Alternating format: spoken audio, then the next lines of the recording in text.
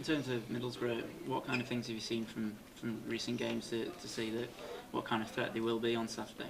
Well, we've only had two, so it's kind of hard to, I think, listen, you know, you know, with Tony Mowbray's team, they're going to play good football. You know, the fact that he's brought in two quick, fast wingers in Mustafa Carroll and Albert Adoma, that they're going to be very attacking. And you know they've got loads of experience in the middle of the park, and they're solid at the back with Woodgate and Williams, the two centre halves. So, listen, I always think early doors, is probably the best time to pick up points, because people are just getting used to getting back into the Championship and X, Y and Z, and it takes time for everybody. That's why you always get kind of different results. You look at Brighton at the moment, I've got no doubt they'll be in the top six come the end of the season. But at the moment, new manager, new players, learning the way he wants to play. It takes time, it does take time. So, we're kind of unfortunate in the fact that we've kind of, as much as we need players, we've still got that core of having Gary McKenzie and Broadfoot and Ferguson and Angel, and they kind of know roughly what I want to play. But for other teams, sometimes it takes a little bit of time. And obviously, when I bring the new players in, it will take time again, because you've got to do that. Obviously, ideally, I want to play a lot more football than what we did. I thought against Barnsley, we played to how we had to play. Now if we had Thomas Ince and Matty Phillips on either side of the wing, then you're talking about a completely different way of style of playing.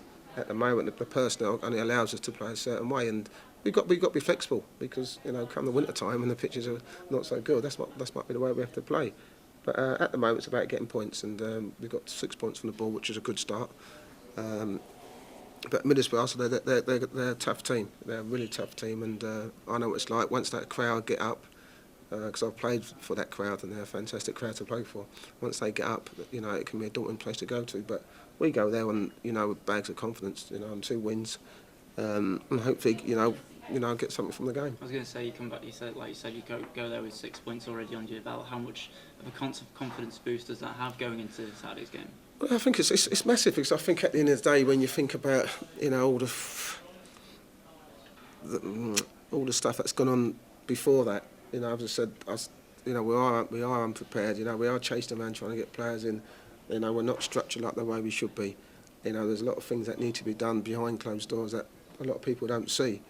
So the players, have taken all that on board, and to go in and perform against a side that's just come up from League One, as in Doncaster, and then we know these games against Barnsley are always tough games, because we know both teams are fighting for their lives, even at this early stage, just to pick up points.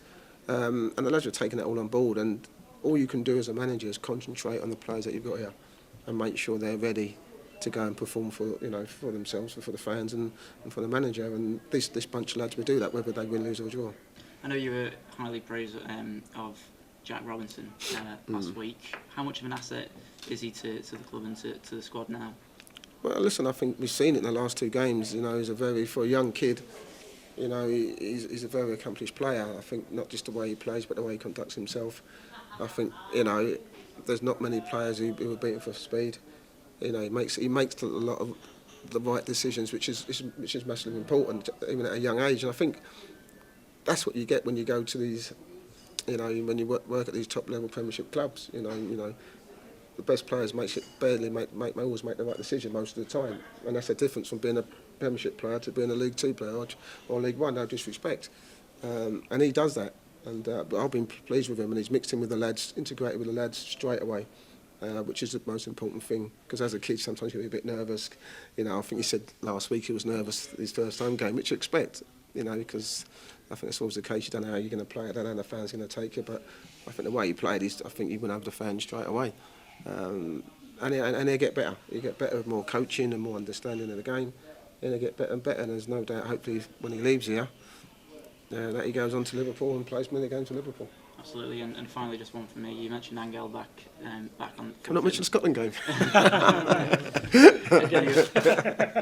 Any other injury updates at all? Just Robbo. I think he's the one with the poor shoulder. I'm not sure whether it's a pulled muscle or just a bruising. So he's gone for a scan now, and Thomas is still going to be a couple of weeks away. But he starts running next week. Matty Phillips is now doing straight line running, which is great. but it's still going to be another 4 weeks before he can have actually contact on his elbow, depending how much the bone grows around the elbow.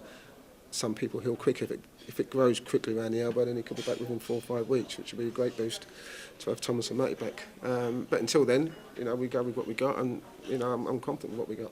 Great.